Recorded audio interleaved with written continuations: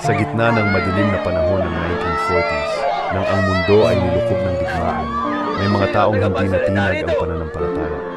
Sila ang mga kapatid sa Iglesia ni Cristo na sa kabila ng pangamba at takot ay nanatiling matatag sa kanilang paniniwala.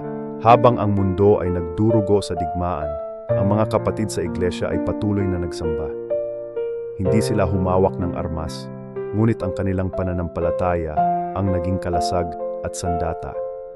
Sa gitna ng putikan at panganib, sila'y nanatiling tapat sa kanilang tungkulin bilang mananampalataya. May mga sandali kung saan sila'y pinilit na humukay ng sarili nilang libingan, nakaharap sa baril ng kaaway. Ngunit sa halip na matakot o sumuko, sila'y tahimik na nanalangin. Hindi sila lumaban ng may puot o galit, kundi pinili nilang manatiling matatag sa kanilang pananampalataya. Hindi sila mga karaniwang bayani na may hawak na espada o baril.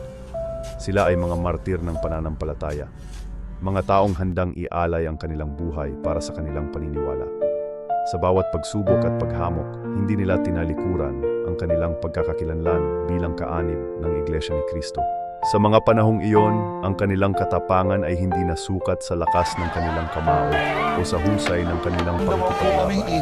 Ang kanilang katapangan ay nasukat sa lalim ng kanilang pananampalataya at sa kanilang kahandaang manatiling tapat hanggang sa huling dulo.